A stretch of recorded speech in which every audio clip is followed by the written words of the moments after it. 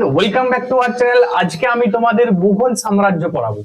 দেখো, মুঘল সাম্রাজ্যে পড়ার আগে আমরা তোমাদের একটু বলে দিই যে মুঘল সাম্রাজ্যের আগে ভারতবর্ষে কারা রাজত্ব করতো না, ভারতবর্ষে ছিল সুলতানরা। ঠিক আছে, সুলতানি বংশ।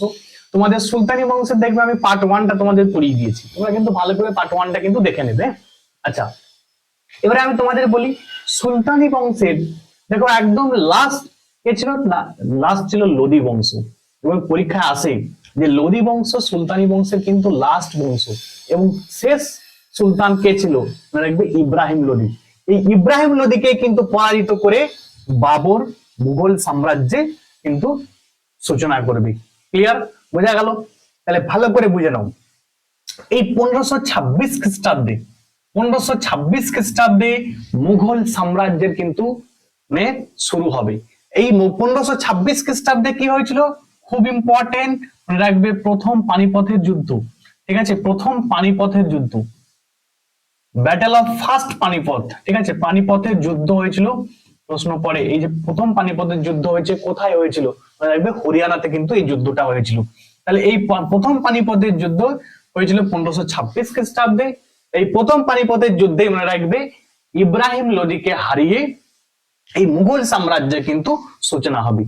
এবং প্রশ্ন পড়ে যে মুঘল সাম্রাজ্য শেষ মানে মুঘল সাম্রাজ্যের সমাপ্তি ঠিক আছে কত খ্রিস্টাব্দে হয়েছিল, মানে রাখবে 1857 সাল। 1857 সাল তো সবাই জানো যে সিপাহী বিদ্রোহ, তাই তো? তাহলে সিপাহী বিদ্রোহ খুব ইম্পর্টেন্ট, সিপাহী বিদ্রোহ। তাহলে ব্যাপারটা ভালো করে বুঝে নাও। তাহলে প্রথম পানিপথের যুদ্ধ দিয়ে কিন্তু মুঘল সাম্রাজ্যের শুরু হচ্ছে এবং মুঘল সাম্রাজ্যের শেষ হচ্ছে দেখো 1857 সালে। এটা সিপাহী বিদ্রোহ দিয়ে কিন্তু তোমার মুঘল সাম্রাজ্যের শেষ হয়ে যাচ্ছে। দেখো ভালো করে একটু বুঝে নাও ভালো করে। দেখো একটা হচ্ছে আর্লি মুঘল এরা আর একটা হচ্ছে লেটার মুঘল এরা। এবার আর্লি মুঘল এরাটা বলছে কেন, দেখো মনে রাখবে এই বাবর থেকে ঔরঙ্গজেব পর্যন্ত মানে 1526 থেকে 1707 খ্রিস্টাব্দ পর্যন্ত কিন্তু শক্তিশালী মুঘল সাম্রাজ্য ছিল। মনে রাখবে এটাই কিন্তু খুব শক্তিশালী মুঘল সাম্রাজ্য, শক্তিশালী।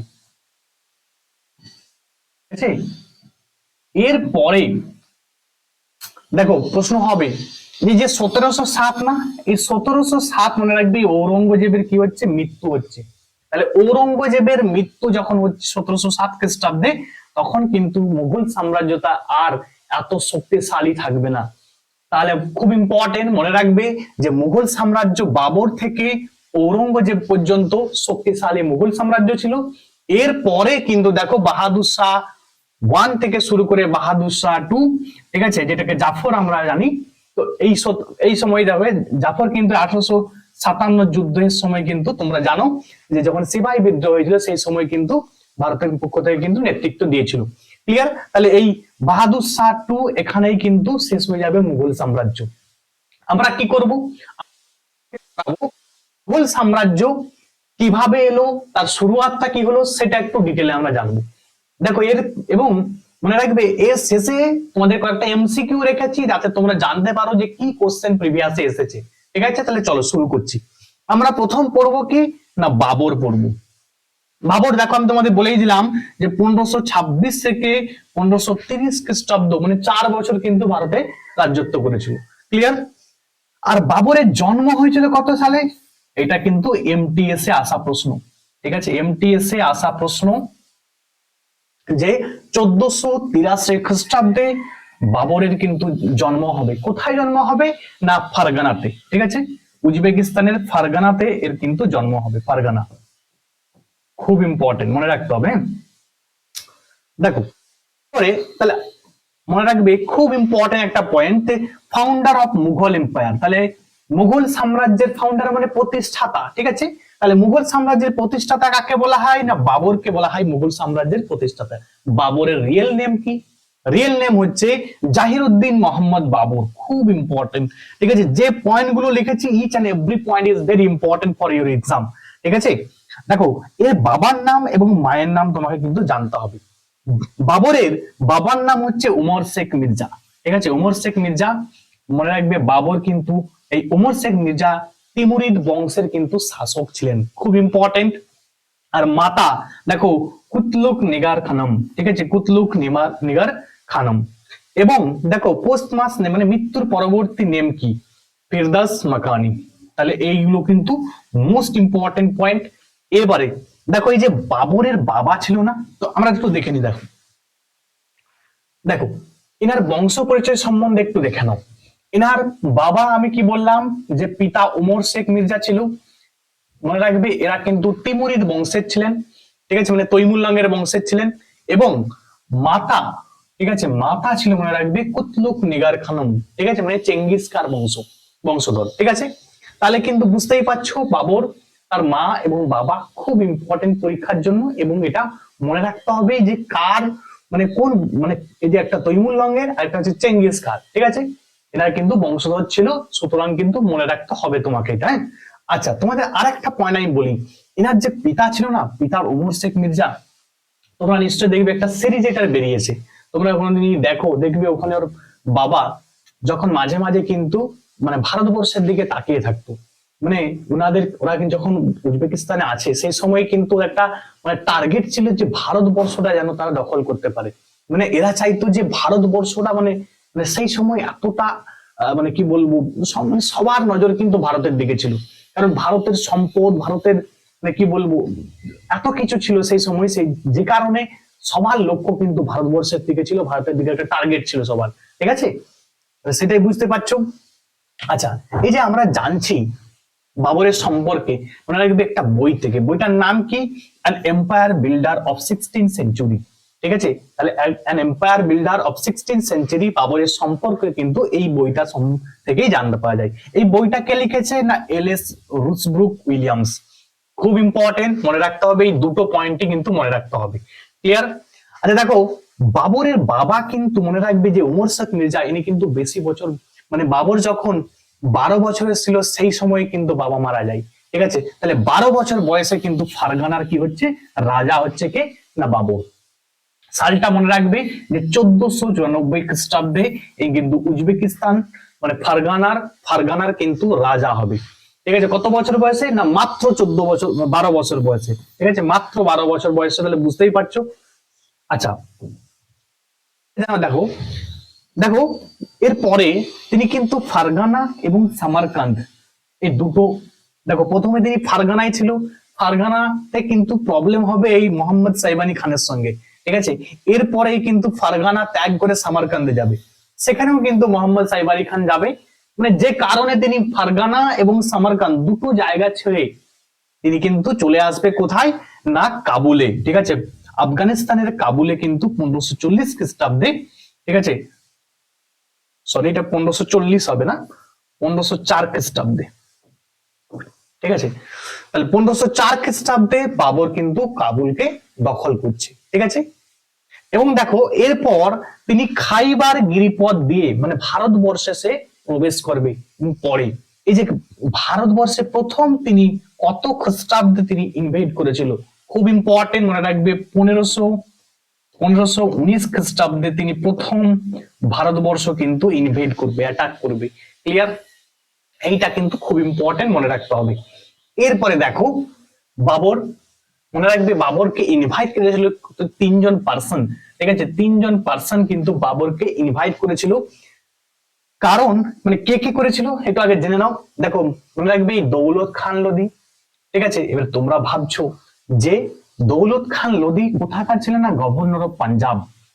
তাহলে বুঝতেই পারছো দেখো যে লোদি বংশেরই একজন দৌলত খান লোদি, সে ইব্রাহিম লোদির বিরুদ্ধে যুদ্ধ করার জন্য কাকে ইনভাইট করছে না বাবরকে ইনভাইট করছে, ঠিক আছে। তাহলে মনে রাখতে হবে এটা। তাহলে ঘরের শত্রু বুঝতেই পারছো। আর কে না আলম খান, ঠিক আছে, আঙ্কেল অফ ইব্রাহিম লোদি। দেখো ইব্রাহিম লোদির যত আত্মীয় আছে সবাই কিন্তু ইনভাইট করছে কাকে, বাবরকে, যে তুমি এসো, এসে ভারতবর্ষটা তুমি দখল করো, বুঝতে পারছো। আর কে মনে রাখবে এই রানা সঙ্গ, ঠিক আছে, রানা সঙ্গ রুলার অফ মেওয়ার। মনে রাখবে এ কিন্তু তোমার ইনভাইট করেছিল, কিন্তু মনে রাখবে পরবর্তীতে কিন্তু এর সঙ্গে আবার একটা যুদ্ধ হবে, ঠিক আছে, আমি একটু পরে তোমাদের পড়াচ্ছি। তাহলে বোঝা গেল। তাহলে 3জন পার্সন মনে রাখতে হবে, তার মধ্যে মোস্ট ইম্পর্টেন্ট হচ্ছে দৌলত খান লোদি, মনে রাখবে ইব্রাহিম লোদির বিরুদ্ধে মানে বাবরকে কিন্তু ইনভাইট করেছিল, ক্লিয়ার, এটা যেন তোমাদের মনে থাকে। বাবরের আত্মজীবনী, তুজুক ই বাবরি, ঠিক আছে, তুজুক ই বাবরি খুব ইম্পর্টেন্ট, মনে রাখবে তুজুক ই বাবরি বা বাবর নামা, এটা কিন্তু বাবর নিজে লিখেছে, মানে তার আত্মজীবনী সে নিজে লিখেছে। প্রশ্ন পড়ে যে দুজন জীবনী লিখেছে, মনে রাখবে দুজন, এক হচ্ছে বাবর আর একটা হচ্ছে তোমার জাহাঙ্গীর, ঠিক আছে, এই দুজন বাবর এবং জাহাঙ্গীর।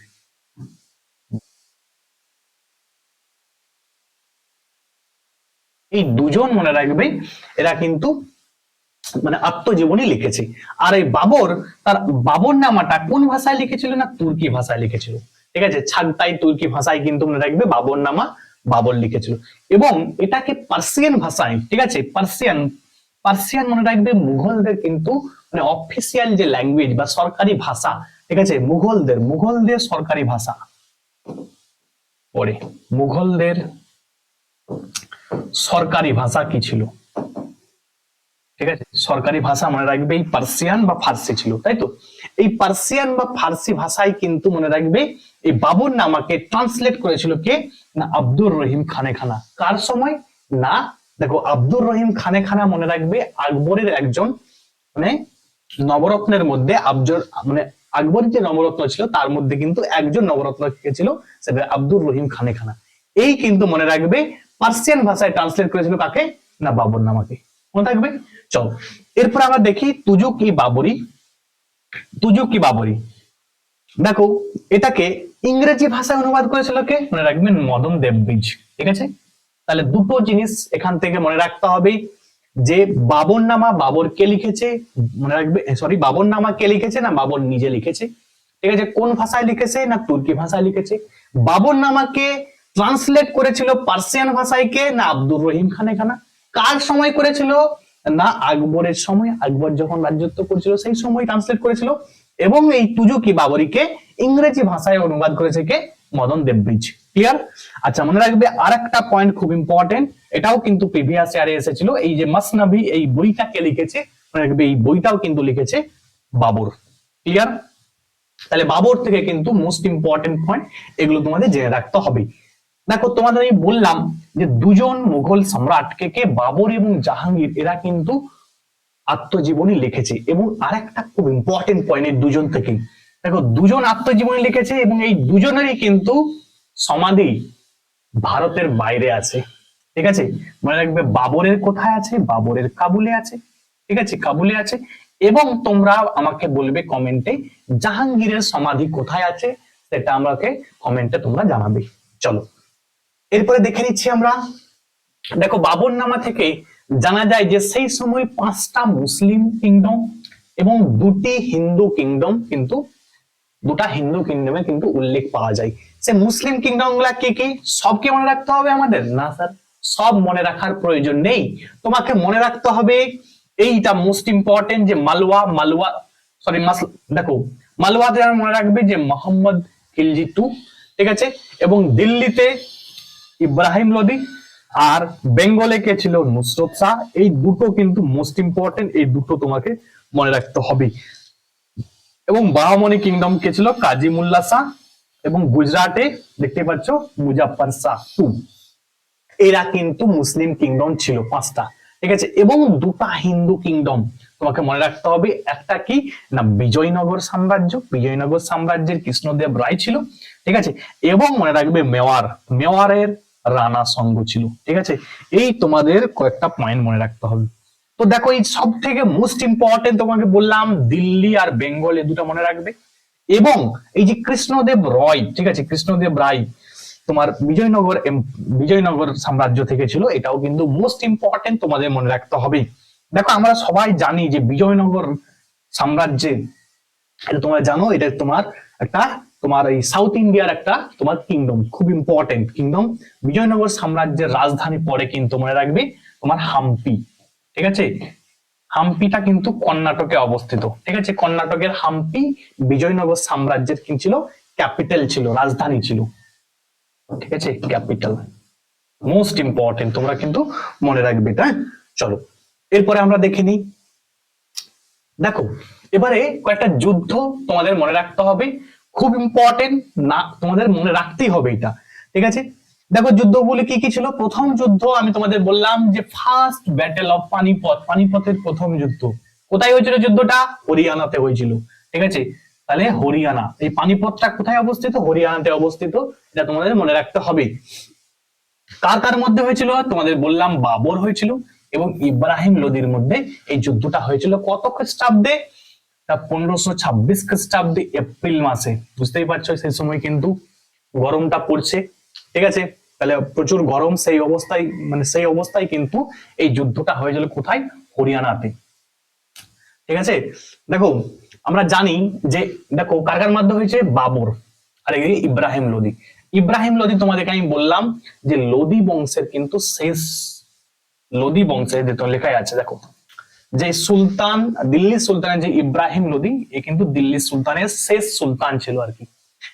মনে রাখবে এই বাবরের প্রশ্ন হয় এই যুদ্ধের মধ্যে কে জিতে গেছিল? মনে রাখবে তোমার বাবর কিন্তু মনে রাখবে বিজিত হয়েছিল, ঠিক আছে। আর পরাজিত হয়েছিল কে? পরাজিত হয়েছিল ইব্রাহিম লোদি। এবারে বাবরের জয়ের পিছনে কয়েকটা কারণ ছিল, ঠিক আছে। কি কারণগুলো একটু দেখে নাও। যে ইউজ অফ আর্টিলারি, তাহলে আর্টিলারি গান পাউডার মানে হচ্ছে তোপ, ঠিক আছে, বা কামানের ব্যবহার করেছিল, কামান, ঠিক আছে। কামানের ব্যবহার খুব ইম্পর্টেন্ট, মনে রাখতে হবে, কামানের ব্যবহার ওটাই, ঠিক আছে। পানিপথের প্রথম যুদ্ধে মনে রাখবে বাবর কিন্তু কামানের ব্যবহার করছে এবং দুজন এক্সপার্ট মুস্তফা এবং উস্তাদ আলী, এরা কিন্তু মনে রাখবে আর্টিলারি গান পাউডার ইউজের আর দুজন কিন্তু এক্সপার্ট ছিল, ঠিক আছে। এবং যুদ্ধ কৌশলটা কেমন ছিল? তুলুগমা সিস্টেম, ঠিক আছে। তুলুগমা সিস্টেমটা তোমাদের একটু বোঝাই। ধরো এখানে শত্রুরা আছে, এই জায়গাটায় শত্রুরা আছে, ক্লিয়ার?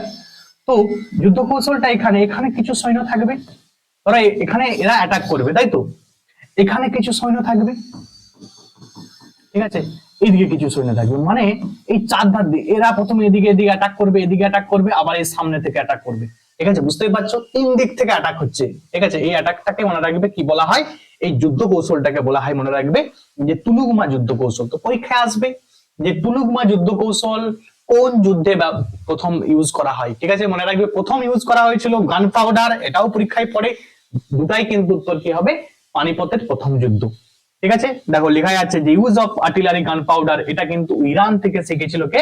এই বাবর। বাবর থেকে ইরান, বাবর কিন্তু ইরান থেকে এটা যুদ্ধ কৌশলটা কিন্তু শিখেছিল। এই যে তুলুগমা যুদ্ধ কৌশল, এটা কিন্তু মঙ্গলদের কাছ থেকে শিখেছিল। তাহলে বুঝতেই পারছো। এবার তোমাদের জন্য একটা প্রশ্ন থাকলো, প্রথম মঙ্গল অ্যাটাক ভারতবর্ষে কবে হয়েছিল? তোমরা কিন্তু আমাকে কমেন্টে জানাবে, ঠিক আছে।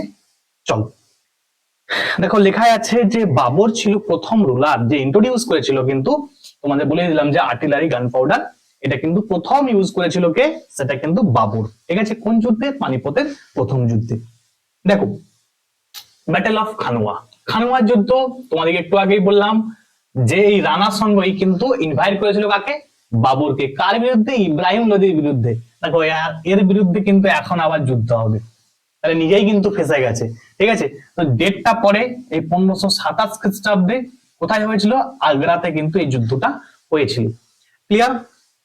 দেখো পরিষ্কার সুন্দরভাবে লেখা আছে যে বাবর রুমি মেথড ইউজ করেছিল, মনে রাখবে রুমি যুদ্ধ কৌশল। এই খানুয়ার যে যুদ্ধ হয়েছিল রানার সঙ্গের বিরুদ্ধে, এই যুদ্ধ কৌশলে কিন্তু তিনি এই সময় কিন্তু তিনি রুমি যে মেথডটা কিন্তু তিনি ইউজ করেছিল।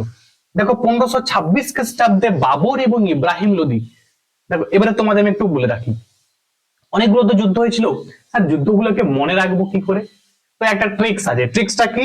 এটা মনে রাখবে যে পানি খেয়ে চলো ঘরে, ঠিক আছে। পানিপথের যুদ্ধ 1526 খ্রিস্টাব্দে হচ্ছে, তারপরে দেখো খানুয়ার যুদ্ধ হচ্ছে 1527 খ্রিস্টাব্দে, তারপরে হচ্ছে দেখো 1528 খ্রিস্টাব্দে চলো মানে চান্দেরি, ব্যাটেল অফ চান্দেরি, ঠিক আছে। আর ঘরে ব্যাটেল অফ ঘরঘরা, ঠিক আছে। এরপরে কিন্তু 1530 সালে কিন্তু বাবরের মৃত্যু হয়ে যাবে, ঠিক আছে। তাহলে খুব ইম্পর্টেন্ট পয়েন্ট গুলো তোমরা মনে রাখবে। দেখো 1527 খ্রিস্টাব্দে আমরা দেখলাম যে তোমার, আচ্ছা মনে রাখবে এই রানার সঙ্গে সঙ্গে কিন্তু দুটো যুদ্ধ হবে, ঠিক আছে। একটা হচ্ছে তোমার ব্যাটেল অফ খানুয়া আর একটা হচ্ছে ব্যাটেল অফ বায়ানা, ঠিক আছে। ব্যাটেল অফ বায়ানাতে মনে রাখবে বাবর কিন্তু হেরে যাবে, ঠিক আছে, বাবর কিন্তু হেরে যাবে। কিন্তু দেখো 1527 খ্রিস্টাব্দ ঠিক আছে, এই ব্যাটল অফ তোমার খানোয়া, এই যুদ্ধে কিন্তু বাবর জিতে যাবে। ঠিক আছে, মানে পরাজিত হবে কে? রানা সঙ্গ। ঠিক আছে, আচ্ছা 1528 খ্রিস্টাব্দে ব্যাটল অফ চান্দেরি কার কার মধ্যে হয়েছিল? বাবর এবং মেদিনী রায়ের মধ্যে কিন্তু হয়েছিল। ঠিক আছে, আর 1529 খ্রিস্টাব্দে ব্যাটল অফ তোমার ঘরঘরা, 1500 তোমার যেটা হচ্ছে তোমার বাবর এবং মাহমুদ লোদির মধ্যে কিন্তু এই যুদ্ধটা হয়েছে। তো তোমরা জাস্ট মনে রাখবে, সালটা খুব ইম্পর্টেন্ট, সালটা মনে রাখবে যে পানি খেয়ে চলো ঘরে। ঠিক আছে, আচ্ছা দেখো আর এখানে কিন্তু একটা কিন্তু মিসিং হয়ে গেল, সেটা মনে রাখবে, এই battle of Bayana. Battle of বায়ানাটা তো ইম্পর্টেন্ট নয়, সব থেকে মোস্ট ইম্পর্টেন্ট মনে রাখতে হবে যে পানিপথের প্রথম যুদ্ধ খুব ইম্পর্টেন্ট, এবং মনে রাখবে এই তোমার খানোয়ার যুদ্ধ, এটাও কিন্তু খুব ইম্পর্টেন্ট। এই দুটো যুদ্ধ কিন্তু মোস্ট ইম্পর্টেন্ট, বাকিগুলো কিন্তু একবার করে পড়ে নিবি। ঠিক আছে, চলো দেখো, বাবর একজন কিন্তু গ্রেট পোয়েট, মানে একজন তিনি মহান কবিও ছিল কিন্তু। ঠিক আছে, আচ্ছা দেখো তিনি কিন্তু কম্পাইল করেছিল মুবাইয়ানকে পার্সিয়ান ল্যাঙ্গুয়েজে। ঠিক আছে, আচ্ছা দেখো তিনি আরো লিখেছিল কি না রিসালি উসাজ। রিসালি উসাজ মানে লেটার্স অফ বাবর। একবার কিন্তু রিডিং করে নেবে, আর কিছু নয়। আর এটা কিন্তু মোস্ট ইম্পর্টেন্ট, এই পয়েন্টটা মনে রাখবে। বাবর মারা গেছিল, মনে রাখবে আগ্রায় মারা গেছে কত খ্রিস্টাব্দে? তোমাদের একটু আগেই বললাম 1530 খ্রিস্টাব্দে কিন্তু বাবর মারা যাচ্ছে। আর তার প্রথম সমাধি কোথায় দেওয়া হয়েছিল? তার প্রথম সমাধি দেওয়া হয়েছিল কোথায়? আগ্রার আরামবাগে। এবং সেই আরামবাগ থেকে বাবরের কিন্তু মানে পরবর্তীতে তার সমাধিটাকে কোথায় নিয়ে যাওয়া হবে? আফগানিস্তানের কাবুলে, কারণ কাবুলটা বাবরের কিন্তু ফেভারিট জায়গা ছিল। ঠিক আছে, তাহলে বুঝতেই পারছো এটা খুব ইম্পর্টেন্ট, মোস্ট ইম্পর্টেন্ট এই জায়গাটা। তাহলে প্রথম কিন্তু মানে বাবরের মৃত্যু হয়েছিল কোথায়? আগ্রাতে মৃত্যু হয়েছিল। আগ্রার আরামবাগে তার প্রথমে সমাধি দেওয়া হয়েছিল। সেই সমাধিটা যেহেতু বাবরের ফেভারিট জায়গা, মানে বাবর তার মানে কাবুল নামার সরি বাবর তার হচ্ছে তোমার বাবর নামার মধ্যে, মানে তার যে তোমার আত্মজীবনী ছিল, সেই আত্মজীবনীর মধ্যে কিন্তু সে লিখে গেছিল যে আমার ফেভারিট জায়গা কি না কাবুল। এজন্য কিন্তু তার সমাধিটাকে কোথায়? কাবুলে কিন্তু তোমার তার সমাধিটাকে মানে একটা প্রসেসে আর কি, ঠিক আছে, ইসলামিক প্রসেসে কিন্তু সেখানে তোমার নিজে সমাধি থেকে দেয়া হবে। ঠিক আছে, তাহলে বর্তমানে যদি প্রশ্ন পড়ে এট প্রেজেন্ট, ঠিক আছে, বর্তমানে বাবরের টোম বা সমাধি কোথায় আছে? মনে রাখবে কাবুলে আছে। ক্লিয়ার? চলো এবার আমরা দেখে নিই কয়েকটা ইম্পর্টেন্ট কোশ্চেন। দেখো, হু ওয়াজ দা বিজয়নগর রুলার ডিউরিং বাবর? তাহলে বাবরের সময় বিজয়নগর, দেখো সময় বলতে এখানে প্রশ্ন হয় যে বাবরের সমসাময়িক কাকে বলা হয় নাকি? বাবরের সমসাময়িক বা বাবরের সময় বিজয়নগর সাম্রাজ্যের রুলার কে ছিল? একই একই প্রশ্ন, মনে রাখবে সেটা কৃষ্ণদেব রায়। ঠিক আছে, কৃষ্ণদেব রায় তোমার জানো যে অমুক্ত মাল্যদা বই আছে। ঠিক আছে, সে আমি তোমাদের আরো পরে পড়বো। হ্যাঁ, কৃষ্ণদেব রায় সম্বন্ধে পরে পড়াবো। চলো, ব্যাটেল অফ পানিপথ ফট বিটুইন ইব্রাহিম লোধি অ্যান্ড, তাহলে প্রথম পানিপথের যুদ্ধ কত খ্রিস্টাব্দে হয়েছিল? এটাও ইম্পর্টেন্ট। পানিপথের প্রথম যুদ্ধ হয়েছিল 1526 খ্রিস্টাব্দে। ঠিক আছে, 1526 খ্রিস্টাব্দে কিন্তু পানিপথের প্রথম যুদ্ধ হচ্ছে কার কার মধ্যে? ইব্রাহিম লোধি এবং বাবরের মধ্যে। ঠিক আছে, এবং এই প্রথম পানিপথের যুদ্ধের পরেই কিন্তু তোমার মুঘল সাম্রাজ্য কিন্তু ভারতবর্ষে প্রতিষ্ঠিত হবে। এই জন্য মনে হয় মনে রাখবে যে এই পানিপথের যুদ্ধটা খুব ইম্পর্টেন্ট পরীক্ষার জন্য। চলো এরপরে দেখে নিই আমরা পরের প্রশ্ন কি আছে। বলছে who use the tulughma as a military tactics. Tactics মানে একটা যুদ্ধ কৌশল আর কি, for the first time in India. তোমাদের বলেই দিয়েছি যে তুলুগুমা যুদ্ধ কৌশল, তারপর তোমার আর্টিলারি গান পাউডার, এটা মনে রাখবে তোমার পরে পরীক্ষা। হ্যাঁ, দুটোই কিন্তু বাবর ইউজ করেছে, এখানে অন্য কেউ হবে না কিন্তু। হ্যাঁ, যেমন আলাউদ্দিন খলজি হবে না, মোহাম্মদ বিন তুগলক হবে না, আকবর হবে না। ক্লিয়ার? চলো পরের প্রশ্ন আমরা দেখে নিই কি আছে। বলছে which Mughal emperor wrote his own autobiography. তোমাদের বলেই দিয়েছি যে নিজের মানে নিজের আত্মজীবনী লিখেছে দুজন মুঘল সম্রাট। কে কে? একটা বললাম বাবর, আর একটা বললাম কি জাহাঙ্গীর। ঠিক আছে, এখানে তাহলে উত্তর কি হবে? বাবর হবে উত্তর। ঠিক আছে, আরো একজনের নাম মনে রাখতে হবে, যেটা কি বললাম? জাহাঙ্গীর। ঠিক আছে, এই দুজনের নাম কিন্তু মনে রাখতে হবে। পরের প্রশ্ন আমরা দেখে নিই, এবং আজকের জন্য এটাই তোমাদের শেষ প্রশ্ন। বলছে পানিপথের যুদ্ধ কত খ্রিস্টাব্দে হয়েছিল? এটা তোমরা আমাকে কমেন্টে জানাবে যে পানিপথের প্রথম যুদ্ধ কবে হয়েছিল। ঠিক আছে, তাহলে আজকে এখান পর্যন্ত। এবং তোমাদের জন্য আরেকটা ছোট্ট ঘোষণা আছে, যারা আমার ডেসক্রিপটিভ ব্যাচে অ্যাডমিশন নিতে চাচ্ছ তারা কিন্তু অ্যাডমিশন নিতে পারো। মানে ক্লার্কশিপ, মিসলেনিয়াস, WBCS এবং ওয়েস্ট বেঙ্গল পুলিশ SI। ঠিক আছে, এই চারটা এক্সামের জন্য আবারও বলছি, WBCS প্লাস NTPC এটার কিন্তু অবজেক্টিভ ব্যাচ চলছে, অবজেক্টিভ ব্যাচে অ্যাডমিশন চলছে কিন্তু, অবজেক্টিভ ব্যাচ এবং ডেসক্রিপটিভ ব্যাচ। মনে রাখবে WBCS আর ক্লার্কশিপ,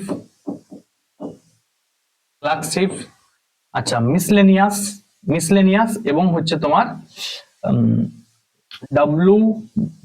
মানে ওয়েস্ট বেঙ্গল পুলিশ SI। ঠিক আছে, WBPSI আর কি, বা KPSI। এর জন্য কিন্তু একটা ডেসক্রিপটিভ ব্যাচ, সেই ডেসক্রিপটিভ ব্যাচে কি করানো হবে, মানে বেঙ্গলি অ্যান্ড ইংলিশ। ঠিক আছে, বেঙ্গলি অ্যান্ড ইংলিশ করানো হবে। যদি কেউ অ্যাডমিশন নিতে চাও অ্যাডমিশন নিতে পারো। খুব বেশি ফিস নয়, একটা মিনিমাম ফিস রেখেছি, মান্থলি ফিস 300 টাকা। ঠিক আছে, 300 টাকা পে করলেই তোমরা কিন্তু এই ব্যাচে অ্যাডমিশন হতে পারবে। এবং এর ক্লাস কিন্তু 1 ডিসেম্বর থেকে শুরু। ঠিক আছে, এবং মনে রাখবে এই ক্লাসের কিন্তু রেকর্ডিং সিস্টেম আছে, যদি কেউ কোনো কারণে ক্লাস মিস করে সে কিন্তু রেকর্ডিং পাবে। ঠিক আছে, আর একটা তোমাদের কথা বলে রাখি, তোমরা অ্যাডমিশনের জন্য কিন্তু এই নাম্বারটাই হোয়াটসঅ্যাপ করবে, 7872141322। এই নাম্বারে কিন্তু তোমরা হোয়াটসঅ্যাপ করবে। আর তোমরা আমার ডেসক্রিপশনে দেওয়া যে তোমার আমার টেলিগ্রাম গ্রুপ আছে, টেলিগ্রাম গ্রুপে তোমরা কিন্তু জয়েন হয়ে যাও। সেখানে কিন্তু বিভিন্ন এক্সামের যে তোমার ইনফরমেশন, নোটিফিকেশন, ঠিক আছে, সবকিছু কিন্তু ওখানে দেওয়া হয় আর কি। ঠিক আছে, যে সমস্ত নোটিফিকেশন আসছে আর কি সেগুলো দিই, তার সঙ্গে সঙ্গে কিছু তোমার কোশ্চেন অ্যান্সার করানো হয়, তো তোমরা কিন্তু সেখানে অ্যাড হতে পারো। ক্লিয়ার? তাহলে আজকে এখান পর্যন্ত, থ্যাঙ্কস ফর ওয়াচিং।